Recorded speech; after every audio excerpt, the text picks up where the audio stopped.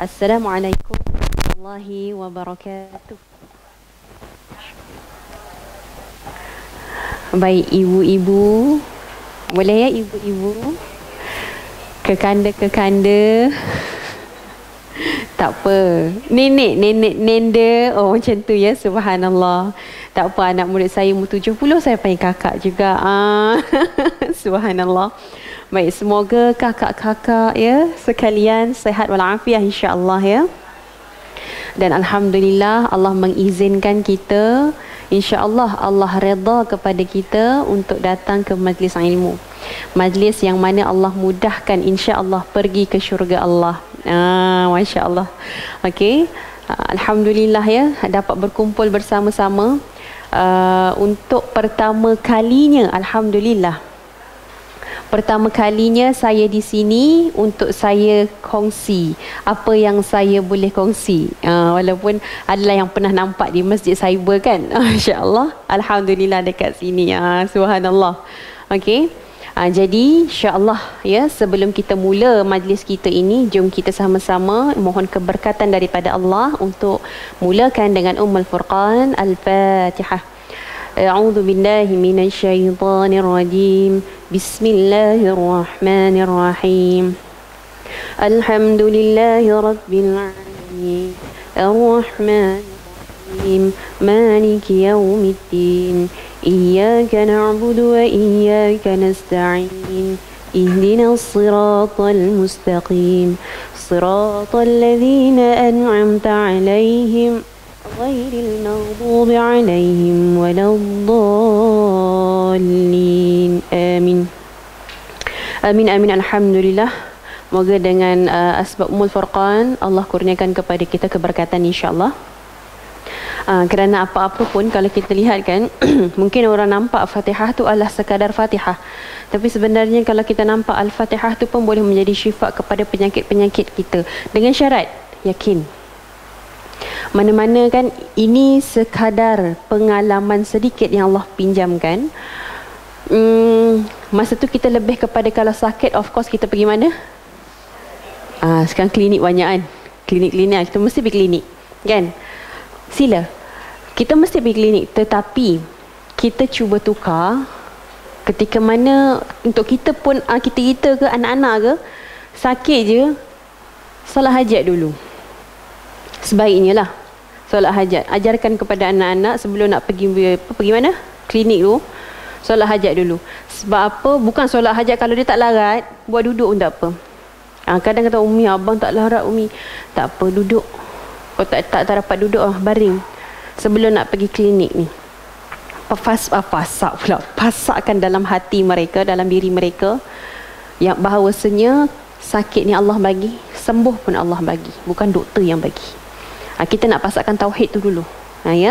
Maka itu antaranya, antara lain contoh anak sakit, bukan anak pun, kita pun kan lenguh-lenguh ke apa, letak tempat lenguh. Saya ni bukan tabib ni. Kita berikhtiar ya, berikhtiar dengan syifa, yakni Al-Quran itu sendiri, dengan Fatihah itu sendiri. Moga Allah bagi sembuh. Baca Fatihah di tempat sakit kita sampai pegang, betul-betul yakin minta pada Allah sembuhkan ya Allah. Baca Fatihah, niat minta pada Allah kesembuhan. Okey, itu ikhtiar. Tak sembuh juga ikhtiar yang lain. Pergilah jumpa pakar-pakar saraf ke apa ke, itu ikhtiar kita. Tapi first minta pada Allah dulu. Itu tauhid orang-orang yang beriman, insya-Allah. Itu sedikitlah Fatihah.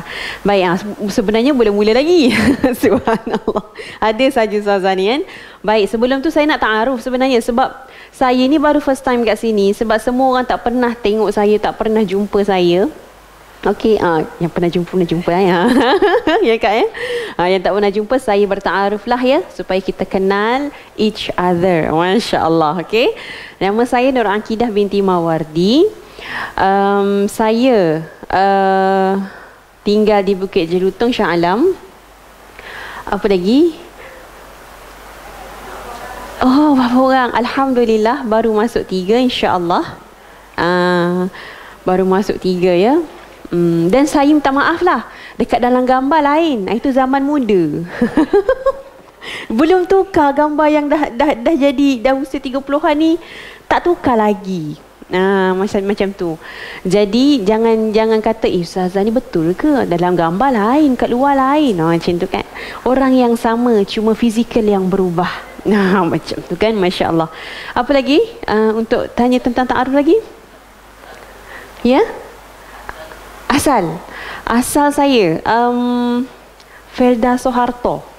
Pernah dengar? Area Tanjung Malim. Tanjung Malim kan Perak kan. Saya beranak. Saya dilahirkan di hospital Tanjung Malim. Bukan Tanjung Malim masa tu.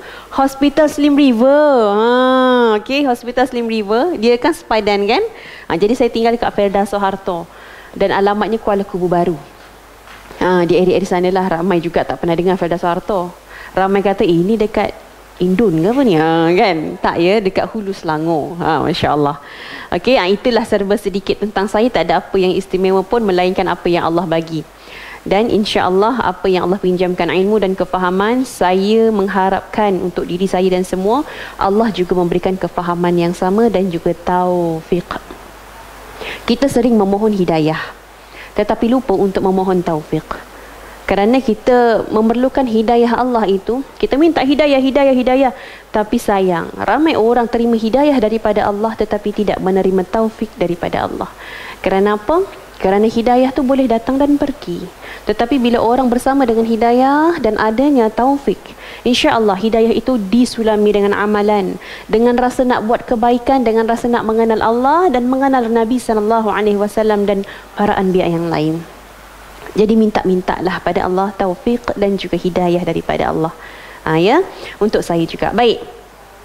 Hari ini ya, kekanda-kekanda, rasa selevel lah kita masya-Allah. Kekanda-kekanda, ibunda-ibunda, hari ini nak bersembang-sembang insya-Allah, nak berkongsi berkenaan dengan peristiwa-peristiwa yang terjadi di bulan Syaban, dan kita mengambil ibrah daripada apa penceritaan yang telah berlaku di zaman Nabi SAW di atas peristiwa-peristiwa ketika mana bulan Syaban ya. Dah nak Ramadan kan? Nak Ramadan. Dah prepare dah jadual untuk family. Apa yang di-prepare tu? Tadarus 30 hari saja. Itu confirm ya. Tapi ada orang yang tak dapat mengikuti dekat secara fizikal, ada orang dapat mengikuti secara online. Tapi nasihat saya, jangan bekerja-kerja. Semua masjid dia nak attend. Lala satu pun dia tak dapat. Sebab pernah terjadi. Jadi berhati-hati, nak attend dalam 1-2 masjid pun tak ada masalah. Janji dapatlah insya-Allah menghabiskan 30 juzuk tu dalam bulan Ramadan. Sebab kita ni level orang awam kan. Lainkanlah macam imam-imam, para wali Allah. Sehari berapa kali khatam? Masya-Allah, saya pun tak mampu kan. Kita buat mana yang mampu insya-Allah. Baik ya, kita tengok Syaban tu sendiri. Syaban ni bulan Syaban. Tetapi Syaban ni dia ada asal perkataan dia, iaitu Sya'ba. Shin, Ain, Ba. Sya'ba. Syaban ni apa maksudnya? Kalau lughahnya lah, Arab kan kaya dengan perkataan-perkataan kan. Syaban ni pecah. Pecah belah. Maksudnya dia macam, apa ya orang kata, dia tersempang. Maksudnya tidak bersatulah.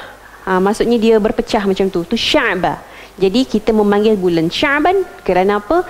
Dia memecahkan antara Rejab dan juga Ramadan. Itu, okey, Syaban. Jadi itu tentang nama lah, asal nama dia Syaban. Dan kita tengok sebenarnya apa peristiwa-peristiwa yang berlaku pada bulan Syaban. Pertama sekali, kita dah tahu kita punya kiblat. Kiblat kita dekat mana? Kita menghadap ke mana?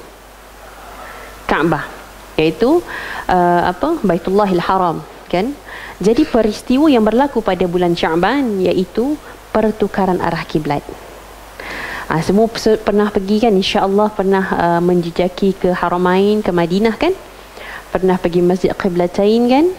Dah nampak kan kat situ kan. Okey, itu antaranya kalau kita lihat semasa turunnya surah Al-Baqarah ayat 114 insya-Allah ya, ayat 114. Ketika mana surah itu diturunkan, sebelum itu Nabi dia menghadap kepada Subhanallah. Masjidil Aqsa. Kenapa Nabi menghadap Masjidil Aqsa? Kerana itu perintah Allah. Okey. Tetapi jauh di sudut hati Nabi, Nabi juga berasakan nak sangat kembali untuk menghadap kiblat, iaitu zaman Nabi Ibrahim alaihi salam, Kaabah. Dan ketika itu berlaku pada 15 Syaban, iaitu selepas hijrah lah ya, orang Islam solat masa tu dekat arah Baitul Maqdis. Kemudian pada ketika itulah orang-orang Yahudi, kan kiblat yang sama ketika itu, orang Yahudi menyatakan apa? Kita sama. Kita sama. Maka ketika itulah menjadi salah satu punca, salah satu sebab orang-orang Yahudi ni dia nak jatuhkan Nabi. Orang-orang Yahudi nak menyatakan Nabi pun sama dengan apa yang mereka percaya.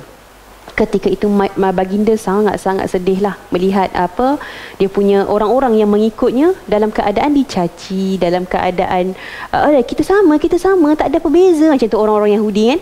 Maka Nabi SAW berdoa bersungguh-sungguh kepada Allah, nak minta pada Allah.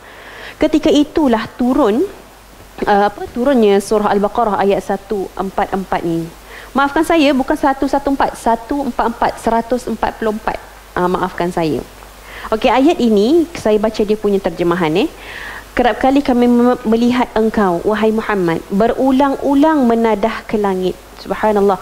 Wajhika fis sama, wajhika. Perkataan wajhika, wajah. Ka tu kepada siapa? Ka kepada Nabi SAW menghadap ke langit.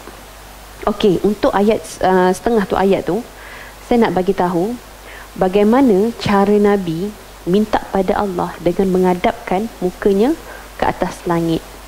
Kalau kita nak berdoa kan, kita selalu buat macam ni kan. Kita tadah tangan begini, seolah-olah kita minta pada Allah macam itu. Okey, ini kebiasaan kalau kita buat, memang kita nak sesuatu yang bersungguh kan, minta betul-betul. Itu kalau hajat kita. Tetapi pernah tak kita minta sungguh-sungguh untuk rutin harian kita? Kan kita sentiasa minta macam ni. Rabbana atina fid dunya hasanah wa fil akhirati hasanah wa qina adzabannar. Pernah tak kita mengucapkan Rabbana atina fid dunya hasanah tu dengan penuh rasa kefahaman dengan ayat tu? Ataupun hanya sekadar penutup kepada doa? Itu tanya hati masing-masing lah.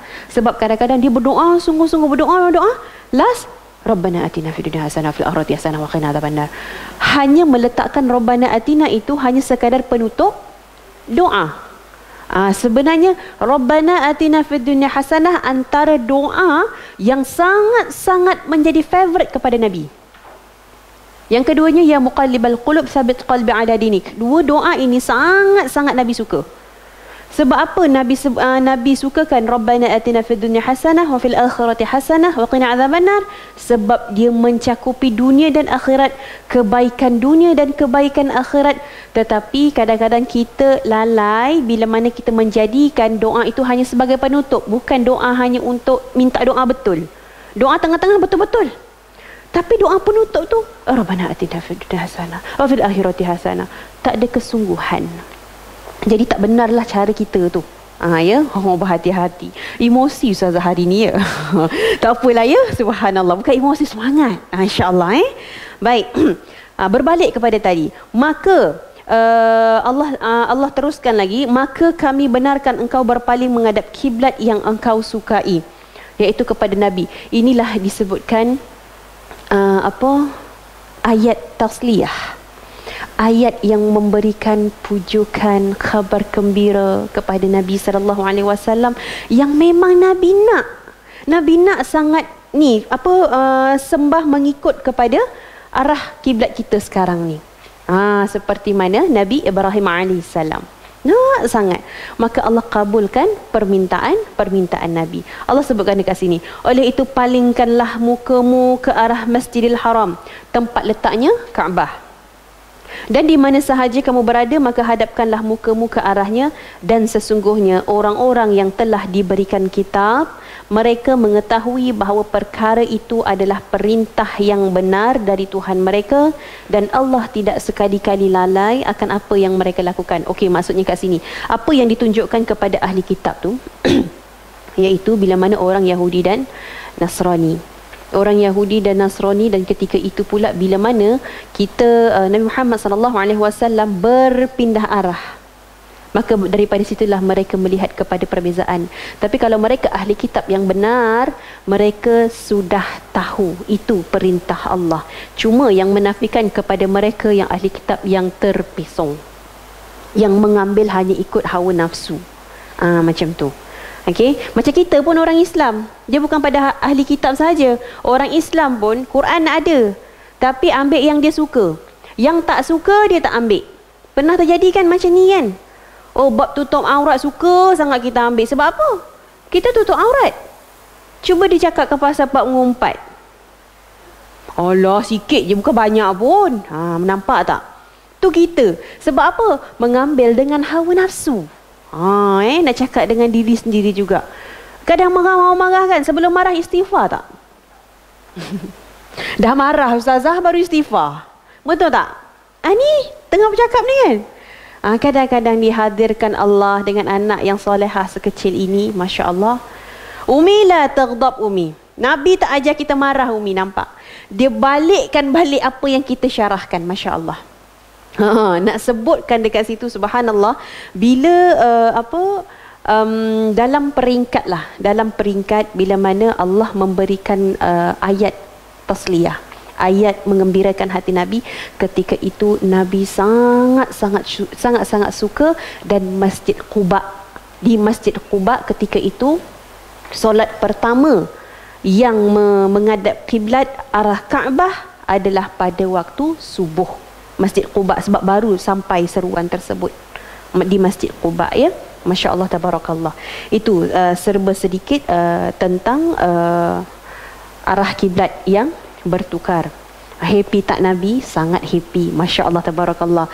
Kalau kita tengok kan hubungan Allah dengan Nabi SAW, Masya Allah, Allah sentiasa mengurniakan Nabi ayat-ayat yang menggembirakan, ayat-ayat yang memujuk. Kalau perasanlah dekat dalam Quran.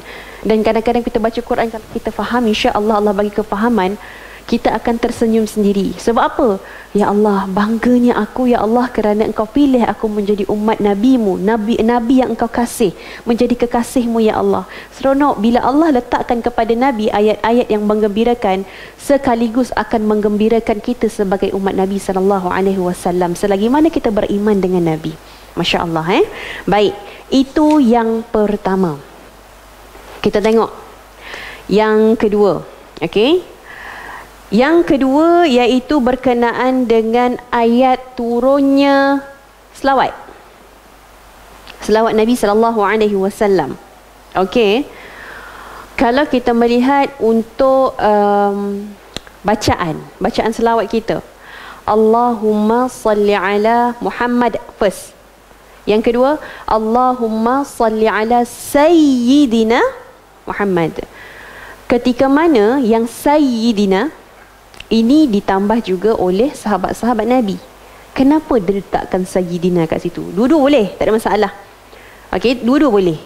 Kenapa? Kerana para sahabat mementingkan akhlak, penghormatan para sahabat kepada Nabi SAW. Tak nak sebut Muhammad sahaja. Sayyidina. Bukan Sayyidina. Sayyidina. Ada tasydid wa kasrah kat situ. Gitu Bila adanya akhlak, kita dah nampak kat situ daripada sudut satu perkara. Macam mana pun kedudukan seseorang, akhlak tetap yang paling utama. Begitu. Tinggi mana ilmu seseorang, akhlak adalah yang peneraju utama. Tanpa akhlak, ilmu nothing. Nothing, ya, subhanallah. Tidak ada apa-apa. Kerana kalau kita tengok sifat apa yang menjadikan ada ilmu tak ada adab, iaitu seperti syaitanir rajim, iblis la'natullah. Iblis, kita tinggi ilmu iblis kan, taatnya macam mana dengan Allah dulu kan, sedikit je. Kerana dia ada sifat ananiyah. Pernah dengar sifat ni? Sifat ananiyah, sifat keakuan. Aku lebih baik daripada Adam. Aku lebih hebat daripada Adam. Aku lebih banyak ilmu daripada Adam. Aku lebih dahulu diciptakan daripada Adam. Semua dia. Kalau nak dikomparekan dengan kita zaman sekarang, kita manusia biasa, seolah-olah macam kita ni dah hebat. Hebat, semua PhD sampai 10 kali contoh, ya. Tiba-tiba kita claim, aku lebih tahu pada engkau tau. Kau jangan nak cakap banyak. Oh, ayat kita. Nampak tak? Ada ilmu tapi tak ada akhlak. Akhlak, adab beza. Semua orang ada adab. Belum tentu akhlak. Ini saya ulang sekali lagi, minta maaf lah. Semua orang ada adab, tapi belum tentu dia berakhlak. Akhlak ni apa? Beza dia. Adab ni, contoh kalau kita pergi negara-negara yang beradab lah. Macam ni lah. Lepas tu macam ni lah. Macam tu kan. Beradab dengan sesiapa sahaja dia bertemu. Dia bersemukalah. Ada adab dia. Okey. Tetapi dia tidak beriman kepada Allah. Itu hanya adab. Akhlak, confirm ada adab. Akhlak orang-orang yang beriman kepada Allah dan 6 perkara itu, kemudian dia mengaplikasikan dengan tindakan dia. Itu akhlak. Dan orang Muslim, orang mukmin pasti ada akhlak. Orang yang bukan Islam, mereka melakukan kebaikan, dia hormat kita, lepas tu dia buat terbaik untuk tetamu-tetamu dia, itu hanya adab sahaja.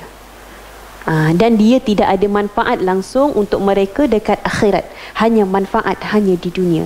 Untuk akhlak, mukmin dan muslimat, muslimat pula muslim, muslimin, muslimat, manfaat dunia, manfaat akhirat. Itu beza akhlak dan juga adab. Okey? Baik. Melencong ke situ pula. Tak apa ya, sedikit Alhamdulillah. Baik. Yang kedua iaitu turun ayat untuk berselawat. Dalam surah Al-Ahzab ayat 56, yang Allah seru kepada orang-orang yang beriman berselawat kan, berselawat kepada Nabi sallallahu alaihi wasallam. Okey, kalau kita tengok berkenaan dengan ayat surah Ahzab 56 ni, kenapa Allah turunkan ayat ni? Kita tengok asbabun nuzul dia. Kenapa? Antaranya ada pendapat ulama-ulama dalam kitab-kitab tafsir menyatakan, iaitu ketika mana ada orang-orang munafik yang ingin menjatuhkan Nabi sallallahu alaihi wasallam sekaligus ingin menjatuhkan Islam. Tu kan perangai orang-orang munafik ketika mana di Madinah ketika itu. Bayangkan orang munafik di Madinah kan, dia termasuk dalam perang Ahzab ni kan. Maksudnya cerita perang Ahzab. Dia berkait. Kerana apa? Orang munafik ni dia tak pantulkan secara zahir kepada Nabi. Solat belakang Nabi, tapi kutuk Nabi kau-kau kat belakang. Macam tu. Macam kita dah juga, depan muka kemain baik, tapi belakang subhanallah dia kutuk kita tu macam tak ingat mati, macam tak ada kiamat. Itu bahasa kasar dia. Okey, itu kita. Ya, na'udzubillahi min dzalik. Mungkin muslimat sini tak lah. Nak cakap pasal orang, astaghfirullahalazim. Amin ya, amin. Itu akhlak tu. Akhlak. Nak cakap pasal orang, amin. Nak cakap pasal surau sana, surau tu tak okey, masjid ni tak okey, astaghfirullahalazim. Tu. Sebab kita manusia akan ada terlintaskan benda-benda yang tak baik ni, kita terlintas benda tu, astaghfirullahalazim. Macam tu. Itu adalah ciri-ciri wanita salihah. Ada tak akak kita? Tak ada dulu Sasa, kalau nak cakap je sakit hati. Gitu kan. Sebab kadang-kadang dia ada perangainya bila mana kita ni berhimpun dengan semua masjid-masjid.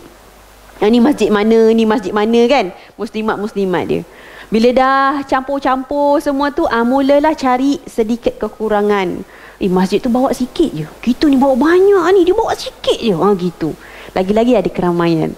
Sebab apa saya berani cakap macam ni? Sebab pernah berlaku. Tengah makan kan, kita habis ceramah kan, kita duk makan dengan muslimat. Makan. Sekali tu tengah makan, Allahumma salli ala sayyidina Muhammad. Saya macam nak tersedak lah. betul-betul kakak muslimat depan tu. Tapi jangan fikirlah mana kan, ini pengajaran untuk kita. Kakak muslimat dekat depan tu. Dia kata, kau tahu tak masjid sekian-sekian, adalah masjid yang disebut kan? Masjid sekian. Dia lah paling sikit sekali bawa. Sedangkan kita ni, pasal masjid sana bawa banyak ni, kita macam ni kan. Saya makan dalam hati, ya Allah, aku nak belah ke, aku nak steak, aku nak belah ke, nak steak. Merontak kan. Sebab kita orang luar nak bercakap dengan AJK pula tu kan, memang tidak lah. Maka pun saya buat macam ni, akak dah makan dah? Kata, kejap lagi selesai makan tu. Dalam hati sambung balik, lepas tu kan, macam tu. Kita nak bagi dia stop. Tidak. Dengan kekurangan yang sikit itulah yang dia bercakap. Saya ingatkan kawan dekat sebelah tu, dia nak hentikan. Rupanya tambah. Betul lah. Padahal kan hari tu, macam tu pula. Saya dalam hati, ya Allah, ampunkanlah telinga aku. Ya Allah, ampunkanlah telinga aku. Ya Allah. Saya nak tambah, sedap lauk dia, Masya Allah. Saya nak tambah, tak jadi. Ya Allah, aku nak balik. Macam tu kan, macam tu. Tapi yelah, nak cakap macam mana kan? Saya minta dalam hati ni, ya Allah, ampunkanlah kakak-kakak tu. Sebab telinga saya dah terjebak. Betul tak? Telinga saya dah terjebak. Kata, ya Allah, begitulah sikap kita kadang-kadang kan. Sebab saya nampak kakak tu sangat-sangat baguslah melayani semua masjid-masjid yang ada. Macam ni. Tapi bila depan, Allah, ya Allah, ampunkanlah kakak ni. Maksudnya apa? Ada manusia-manusia seperti ini. Tapi ada kelebihan juga dan kebaikan kepada kakak tadi kan. Cumanya perkara itulah tak sedap untuk kita nak canang-canang. Apa salahnya, Alhamdulillah kan dia bawa ke masjid kita, Alhamdulillah. Walaupun sebutir kurma. Bayangkan masjid besar-besar bawa kat kita sebutir kurma. Apa nak jawab? Saya tanya ni muslimat sini ni. Maksudnya solehah lah, Alhamdulillah. Kan. Sebab dia kata nak apa, nak potluck kan, masjid ni bawa ni kan. Tiba-tiba dia bawa kurma. Macam tu kan. Alah, sekotak. Begitu kan. Kita pun Alhamdulillah. Tapi Alhamdulillah dengan hati juga ya. Jangan Alhamdulillah dengan mulut je. Tak jadi. Dia nak sekali dengan hati ya, insya-Allah. Baik muslimat sini ya. Alhamdulillah. Nak redha tu perlu nak redha tu perlu perjalanan tu kan. Subhanallah. Okey, maaf. Itulah pasal munafik tadi. Tapi janganlah kita sebut orang senang-senang je sebut munafik, ya kan? Doakanlah semoga dia diberi hidayah dan juga taufik oleh Allah Subhanahu Wa Taala. Baik. Ayat ini juga nak diterangkan, ahli mufassirin menyatakan Allah nak mengangkat kemuliaan dan Allah nak menjaga nabi dan juga menjaga agamanya. Kan di sisi Allah hanya Allah menerima Islam. Jadi bila terjadinya ayat ini, Allah turunkan ayat ini sekaligus Allah nak memuliakan Nabi, Allah nak mengangkat naik nama tingginya Nabi. Macam mana bahasa saya? Begitulah, nak tingkatkan lagi ketinggian dan kemuliaan Nabi sekaligus mengangkat Islam ke martabat yang tinggi. Itu dalam surah Ahzab ayat 56. Kita nampakkan dalam ayat ini Allah selawat, malaikat selawat. Tetapi adakah selawat seperti kita? Tidak. Subhanallah, Alhamdulillah. Minta maaf ya. Okey, Allah selawat kepada Nabi nak menunjukkan Allah memberikan kepada Nabi kemuliaan, ketinggian daripada sudut kedudukan Nabi, dan Allah memberikan rahmah dan pujian. Itu maksud selawat. Allah selawat kepada Nabi. Allah kurniakan pujian, Allah kurniakan rahmah. Kerana apa? Antara asbabnya Nabi adalah utusan Allah yang menyebarkan wahyu Allah. Seolah-olah macam kita cakap dengan orang yang menyebarkan kerja kita, syabas, tahniah. Kita sangat-sangat ikram dia, sangat-sangat menghargai dia. Begitulah Allah yang sangat-sangat menghargai Nabi. Allah boleh je melakukan sendiri tanpa Nabi, tak ada wakil-wakil pun boleh. Tetapi inilah kehendak Allah memberikan kepada kita, nikmat kepada kita ni adanya Nabi SAW mengajarkan kepada sahabat, kemudian tabi'in, kemudian tabi'in, dan adanya kat bawah ulama-ulama, para wali, maka sampailah kepada kita. Hebat itu antara kenikmatan yang cukup besar kepada kita, adanya Nabi SAW dan kita umat yang terpilih dan umat yang yang terbaik. Masya Allah. Ya. Untung kan jadi umat Nabi Muhammad SAW. Dan antara amalan yang leka-leka, yang lalai-lalai, yang santai-santai, dengan selawat. Walaupun kita tengah lalai kan, ataupun kita tengah contoh, ini antara wanita-wanita salihah ketika melatah selawat. Subhanallah. Asal cucuk selawat. Macam tu kan. Asal cucuk subhanallah, asal cucuk alhamdulillah. Gitu kan. Masya Allah. Kalau ada macam tu alhamdulillah kan. Bila cucuk Allahumma salli ala sayyidina Muhammad, nampak. Bukan dia nak pun selawat, tapi terkeluar daripada mulutnya, mendapat pahala dan rahmah daripada Allah Subhanahu Wa Taala. Amalan yang kita lakukan macam apa? Lalai, tapi Allah terima. Hebatnya Allah, ya. Dan malaikat berselawat, maksudnya apa? Maksudnya ketika mana malaikat ini berdoa kepada Allah supaya Allah terus merahmati Nabi sallallahu alaihi wasallam. Sebab apa tahu? Sebab ketika mana Allah meninggikan martabat Nabi, memuliakan martabat Nabi, dan ketika mana Nabi sallallahu alaihi wasallam menyebarkan wahyu Allah, ketika itu Allah membanggakan Nabi kepada para malaikat, kepada penduduk langit. Masya Allah. Ya. Dan ketika mana malaikat berselawat, maksudnya nak Allah terus bagi rahmat, terus bagi ketinggian kepada Nabi SAW. Itu maksud malaikat berselawat kepada Nabi dan kepada mukmin.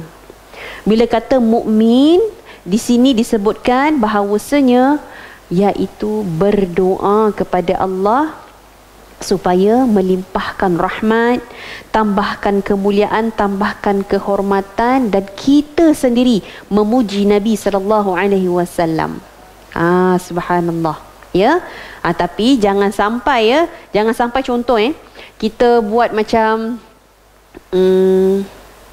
sebab ada orang buat Nabi ni Tuhan, ataupun Nabi sebagai wakil, macam tu. Ada setengah menyatakan, ini bukan kita, ya, fahaman kita tidak begitu, ya. Fahaman yang lain, Nabi sebagai wakil Tuhan, Nabi sebagai anak Tuhan, gitu.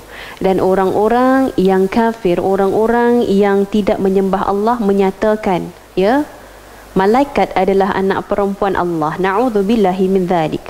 Mereka menyatakan seperti itu. Dan juga Uzair adalah wakil kepada Tuhan. Sebenarnya Uzair ni bukanlah wakil. Maksudnya Uzair ni seorang lelaki saleh. Seorang lelaki saleh yang telah ditidurkan Allah. Dia sama seperti, dia bukanlah sama, tapi adalah cerita berkenaan dengan Ashabul Kahfi yang ditidurkan tu kan. Tetapi ada cerita lain dalam Al-Quran berkenaan dengan Uzair, iaitu seorang lelaki yang ditidurkan Allah selama 100 tahun. Kemudian dibangkitkan.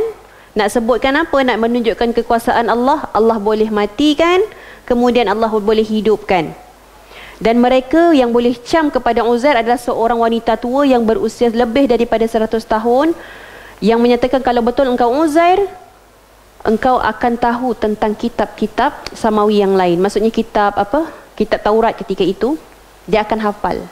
Maka Uzair pun bercakaplah, maksudnya memberikan apa yang terkandung dalam kitab Taurat. Maka nenek tu yang mengesahkan dia ni Uzair.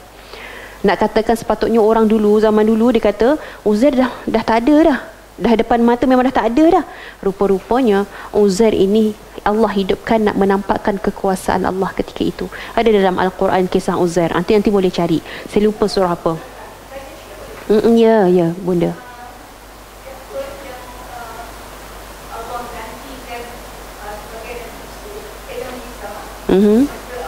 Angkat. Ya, ada. Saya lupa nama dia, tapi ada seorang pemuda yang menggantikan tempat Nabi Isa. Allah menyerupai wajah dia sebab dia khianat kepada Nabi Isa ketika itu, sebab dia tunjukkan di mana tempat Nabi Isa kan. Maka Allah letakkan muka sebiji macam Nabi Isa, dialah yang kena. Allah angkat ke langit. Saya lupa nama dia. Nanti kalau tahu bagi tahu saya. Terima kasih bunda, ya. Saya pun lupa nama dia bunda.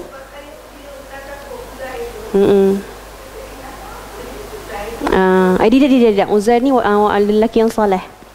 Minta maaf ya, saya lupa, tak berani nak sebut. Salah bahaya. Subhanallah. Okey, baik. Yang seterusnya, okey, itu ya Allah, baru nombor 2 ya. Banyak betul Ustazah ni sembang, subhanallah. Okey, baik. Yang ketiga, peristiwa di bulan Syaban, iaitu sebelum Ramadan adanya Syaban. Yalah, okey. Maka pada bulan Syaban itulah, iaitu tahun kedua Hijrah, iaitu pada tanggal 2 Syaban, ketetapan wajibnya berpuasa. Sebab sebelum pensyariatan puasa bulan Ramadan, adanya puasa-puasa yang lain yang memang Nabi dah buat, betul? Jadi sebelum adanya puasa Ramadan, adanya puasa yang Nabi lakukan, maka dekat sinilah nak beritahu bahawasanya puasa Allah perintahkan secara peringkat-peringkat. Allah tak terus puasa terus, tak ada. Kerana apa?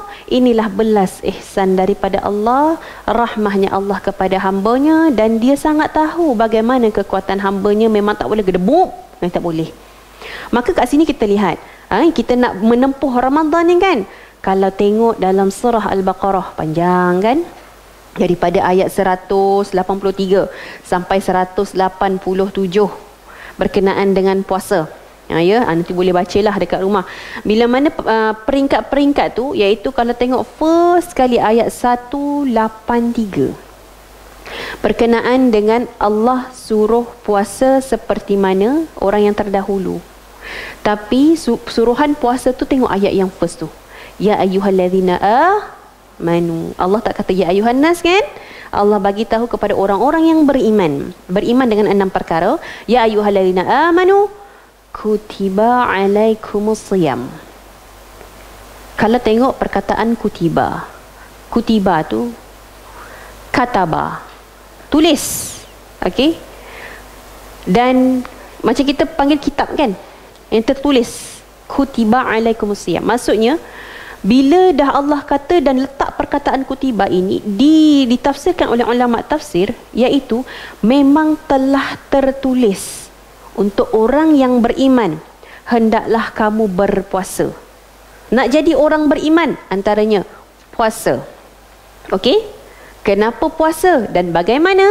Iaitu bila mana Allah suruh kata puasa seperti orang-orang yang terdahulu. Macam mana orang yang terdahulu? Belum lagi la'allakum tattaqun ya. Ini min qablikum dulu.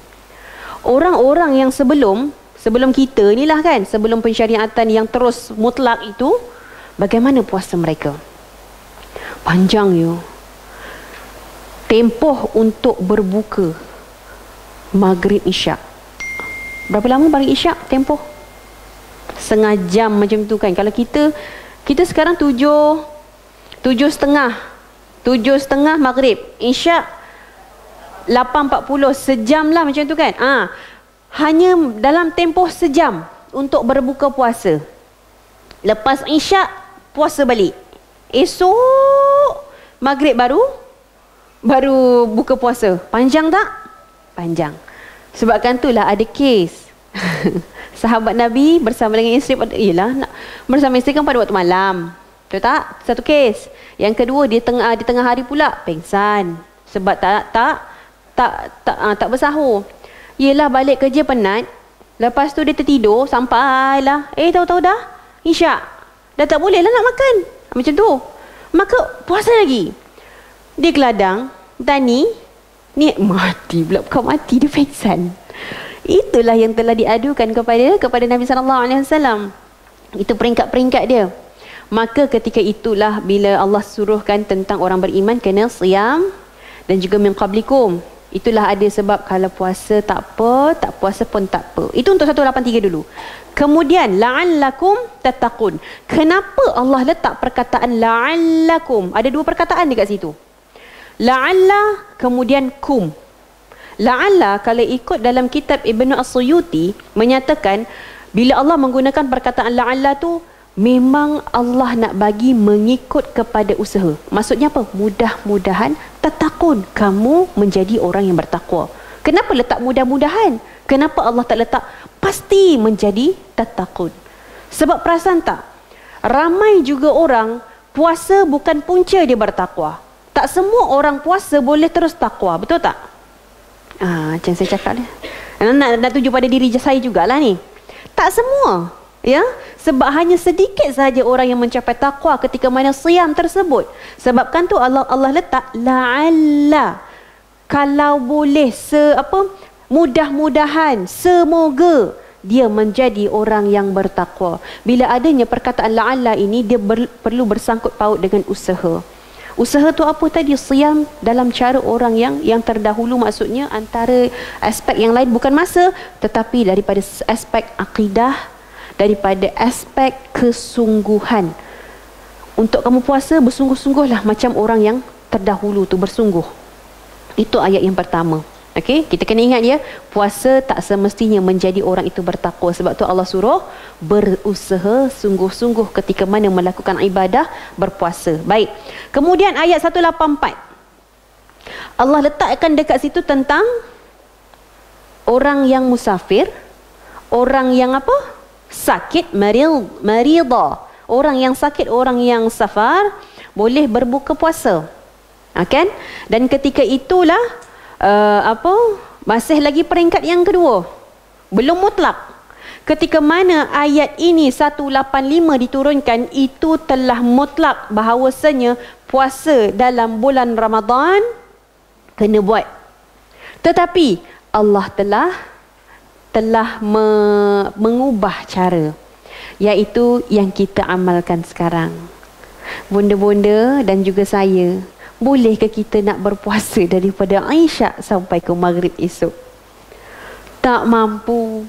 Alamat atas tikar sejadah melepek ajalah, betul tak? Maha hebatnya Allah, hebatnya kasih sayang Allah kepada Nabi SAW dan umat baginda. Maka dapatlah kita berapa jam puasa? Tak sampai. Start contohlah pukul 6, contoh 6, 7, 8, 9, 10, 11, 12, 1, 2, 3, 4, 5, 6, 7. Oh, sampai. Saya pula tak pandai kira kan? Kan? 12 jam. Tapi ada negara, maafkan saya, ada negara yang lebih kan? Kat mana saya pun tak tahu. Tapi siangnya panjang lah. Kan? Kerana musim. Panjang kan? Saya tak pernah rasa. Kan? Subhanallah. Lagi panjang saya tak pernah rasa kan? Subhanallah. Okey, itulah hikmahnya, itulah rahmahnya Allah kepada kita. Sebab kita kena tahu, rahmat Allah 101 je kita dapat. Dan satu tu, kita kongsilah sekalian alam ni. Nampak betapa besarnya rahmat Allah walaupun satu. Yang lain simpan mana? Nanti. Untuk siapa? Orang yang beriman. Kafir tak dapat. Kalau binatang dihisap tak? Hisap. Tapi lain pada kita. Jin manusia hisap nanti masuk syurga neraka. Binatang tidak. Dihisap nanti. Dia ada dalam surah Al-An'am, saya lupa surah apa. Surah apa? Ayat berapa? Saya lupa. Sebab maafkan saya ya, saya bukanlah penghafaz Al-Quran. Macam tu, subhanallah. Bila mana nanti akan adanya pembalasan dekat hari akhirat antara contoh ya, yang bertanduk. Apa yang bertanduk? Rusa kan? Contoh, dia tanduknya binatang yang bukan untuk dia makan. Saja nak menzalimi, dekat akhirat dia akan balas. Binatang yang kena tanduk tu, tanduk balik dia, dah settle pembalasan tersebut, dia jadi tanah. Dah settle, habis. Kembali giliran kita dan kembali kepada giliran jin juga. Ya, jin dan manusia sahaja yang akan masuk syurga ataupun neraka. Dalilnya apa? Dalilnya kita melihat kepada penciptaan Allah untuk ditaklifkan beribadah. Surah Zariyat ayat 56. Jin, manusia. Begitu. Okey? Dan 185 tadi, saya balik pada tadi, 185 itulah kewajipan yang mutlak Allah suruh kita berpuasa di bulan Ramadan. Dan juga cantik ayat 184, 185 Allah ulang. Apa perkataan Allah ulang? Allah ulang lagi perkataan orang musafir, orang yang sakit boleh untuk berbuka. Nampak tak? Tetapi kalau larat, teruskan berpuasa itu lebih baik. Kadang-kadang kan kita balik raya, awal ke satu pagi raya? Awal siapa balik ke Kelantan tahun ni? Pernah sampai berapa? 12 jam kan? 12 jam. Sampai 24 jam pun ada. Macam tu kan? Subhanallah. Perjalanan tu. Kalau kita bermusafir seperti itu, kalau larat, teruskan puasa. Tapi kalau tak larat, boleh berbuka. Tapi kalau setakat Shah Alam, Melaka, musafir. Musafir kan? Lebih baik puasalah. R&R. Itu pun tak boleh minum. Kan? Boleh, tak ada masalah. Ini nak kata kalaulah kita masih larat berapa jam je pun. Kan berapa jam je pun kan. Kalau larat, teruskan. Itu lebih baik. Macam tu. Tapi tak ada masalah pun kalau kita mengambil kepada rukhsah yang Allah berikan kepada orang yang musafir dan juga kepada orang yang sakit. Cantik ayat Allah ni. 184, 185. Allah ulang aja. Allah tahu kita ni macam mana. Baik. Itu adalah yang ketiga.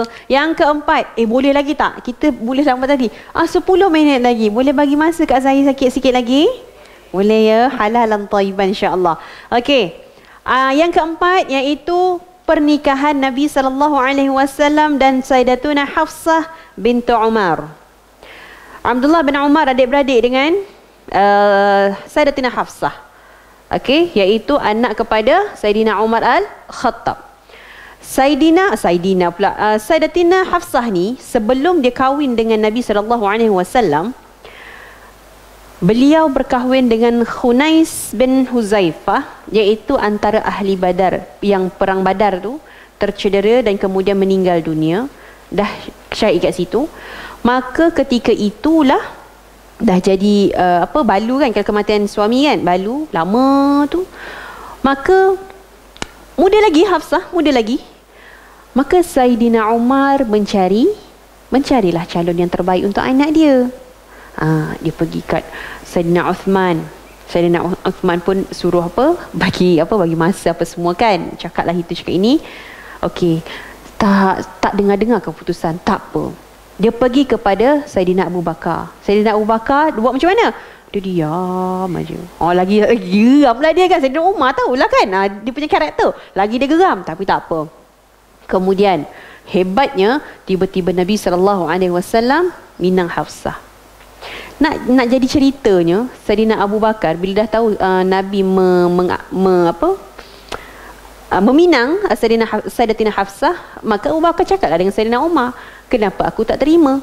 Kerana aku mendahulukan Nabi SAW. Sebab sebelum itu aku pernah bersama Nabi menceritakan tentang Sayyidatina Hafsah dan dia ingin meminang Sayyidatina Hafsah.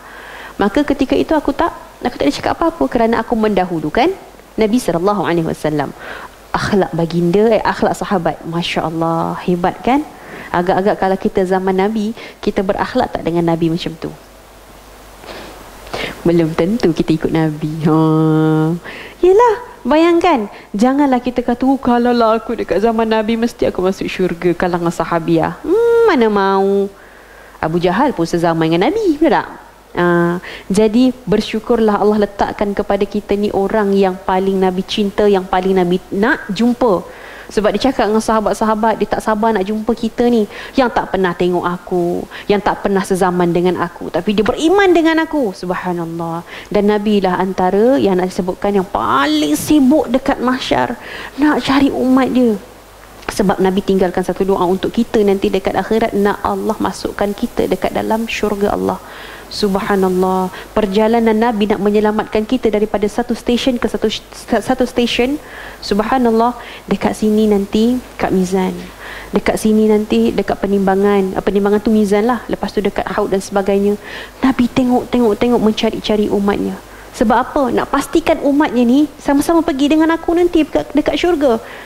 Tapi dekat dunia ni berapa ramai untuk kita sentiasa bersama dengan sunnah Nabi SAW. Pernah antara kita mengkhianati Nabi? Pernah. Tengah bercakap ni pun Ya, astaghfirullahalazim. Pernah juga mengkhianati Nabi. Daripada sudut apa? Peranan kita sebagai seorang wanita. Nabi kata apa pada kita? Jaga lidah, jaga lisan. Tapi kita jaga tak? Ada masanya kita terlepas. Jaga aurat, jaga salat, jaga puasa. Ada kalanya kita salat dalam keadaan yang lalai. Ni cakap pada diri sendiri. Time lapang kan, time tak ada apa-apa. Oh ya Allah, bismillahirrahmanirrahim, alhamdulillahirrabbilalamin. Tapi bila ada program, contoh bismillahirrahmanirrahim, alhamdulillahirrabbilalamin, arrahmanirrahim, maliki yaumiddin, satu nafas. Nampak tak? Sedih kadang-kadang tengok diri kita. Tak kita tengok orang lain, tengok diri kita. Tengok solat pun jadi dia akan meletakkan kesedihan pada kita. Ya Allah, macam mana aku solat dulu? Umur aku 30, umur aku 40, macam mana solat aku dulu? Kita kena tengok ke situ. Ya, sebab pensyariatan solat sangat-sangat istimewa. Allah, maksudnya Nabi direct naik. Ni yang lain ibadah lain kat sini, kat dunia ni naik Mi'raj ke langit. Dan hebatnya Allah, satu waktu solat bersamaan dengan 10 waktu solat. Kalau 5 waktu solat, 50 waktu solat yang sepatutnya kita kena lakukan. Tapi maha hebatnya Allah, maha baiknya Allah, dia tahu. Maka Allah berikan kepada Nabi 5 waktu. Tapi ganjaran 5 waktu bersamaan dengan 50 waktu, banyak ke tidak? Itu dalam hadis sahih. Masya Allah ya, tentang Isra Mi'raj, iaitu Mi'raj Nabi ke langit. Masya Allah Baik. Pernikahan tadi. Pernikahan Sayyidatina Hafsah binti Umar yang berlaku pada tahun ketiga Hijrah. Sayyidatina Hafsah adalah seorang isteri yang mana kuat puasanya, kuat qiyamnya. Dan ada peristiwa-peristiwa seperti mana kalau kita tengok hukum syariah, hukum berkaitan dengan munakahat, iaitu talaq, penceraian.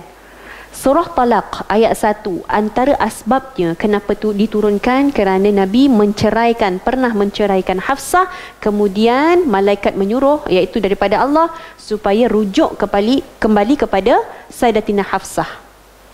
Gitu. Sebab apa?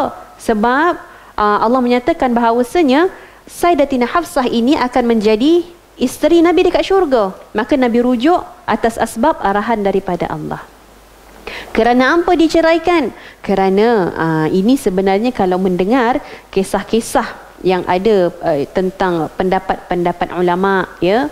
Kalau kita lihat yang pertama, kisahnya Maria Qibtiyah, itu wallahu a'lam, hanya Allah dia yang tahu. Yang kedua berkenaan dengan kisah madu ataupun maghafir. Dia macam bila kita makan tu ada bau lah, ada bau kan.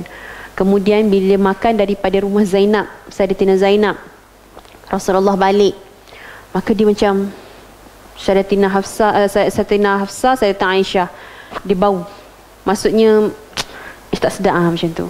Nabi cakap, jangan bagi tahu orang, Sayyidatina Hafsah ni jangan bagi tahu orang tentang apa yang dimakan, tapi diberi tahu juga kepada Sayyidatina Aisyah.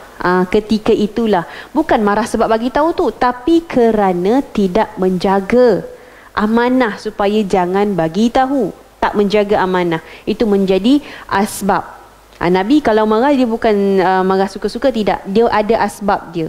Okey, jadi asbab itulah yang disebutkan dalam ulama mufassirin perceraian berlaku.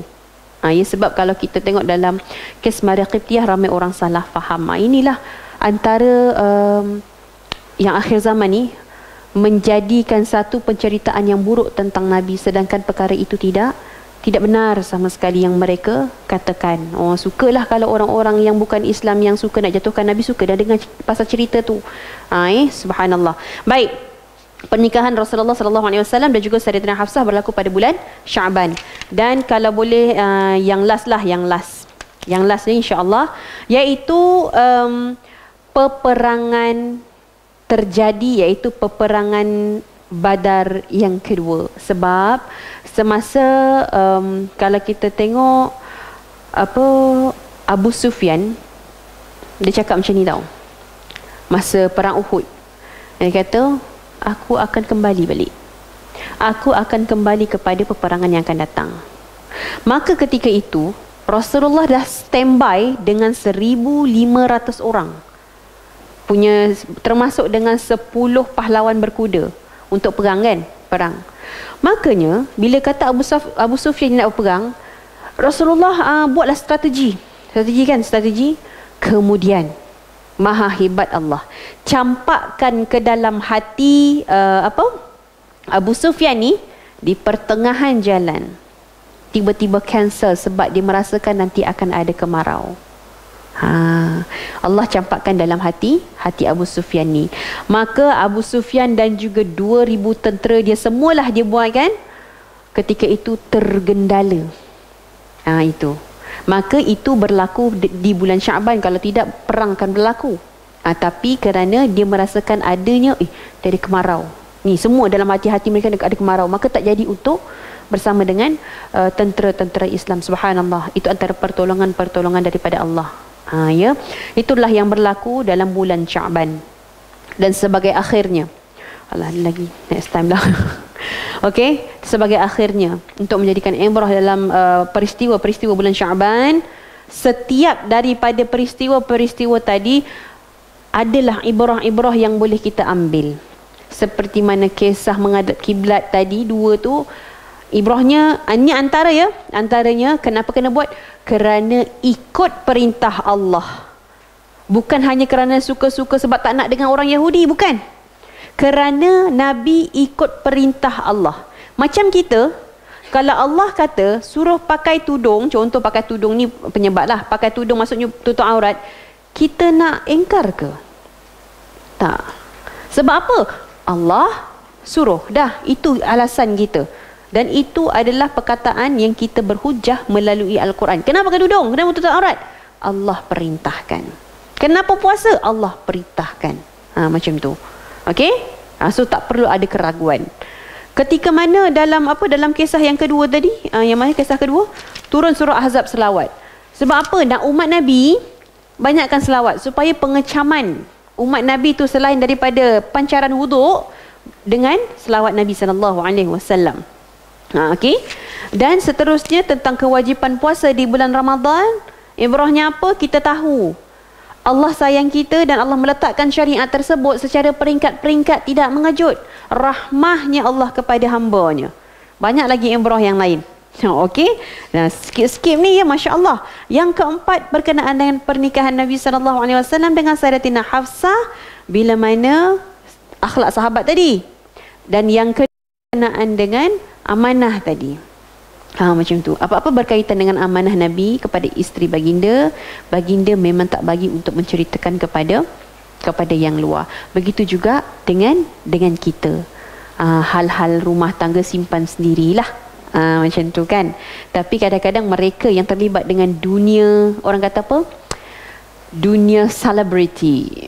Kan? Memang tak dapat nak lari daripada wartawan-wartawan untuk menginterview. Macam tu. Itu lumrah mereka, kuat tak kuat sahaja. Untuk kita, sebaik-baiknya kalau boleh tutup. Tapi jangan sampai tutup tu terzalimi diri sendiri ya. Maaflah saya kata maksudnya apa? Dah sampai tahap tidak mampu menanggung kepedihan tersebut, maka pergi ke tempat yang lebih baik, iaitu kepada pemerintah. Pemerintah tu siapa? Jabatan-jabatan agama Islam. Bukan letak dekat social media sekian.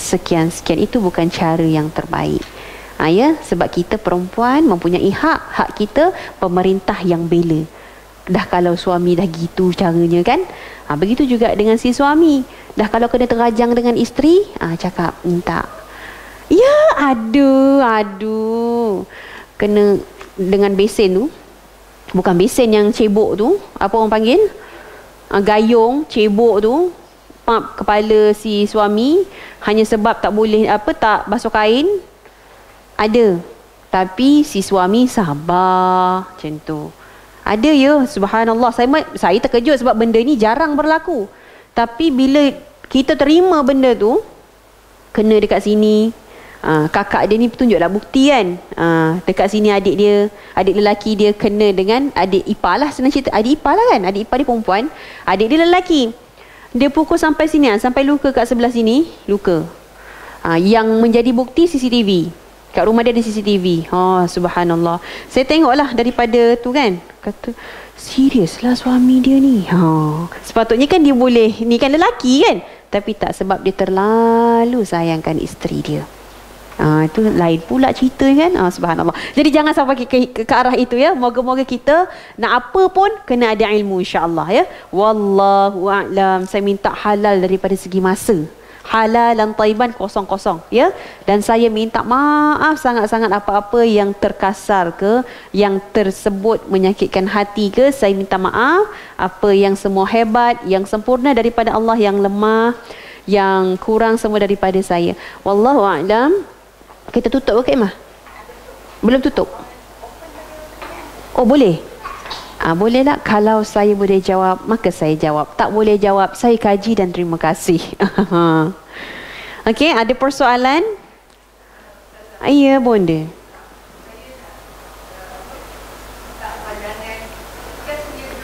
General, isu semasa dan dengan?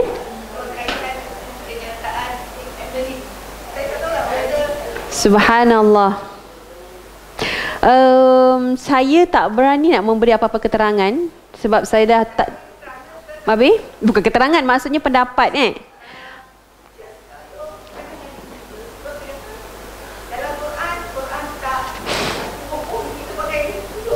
Sedih kan?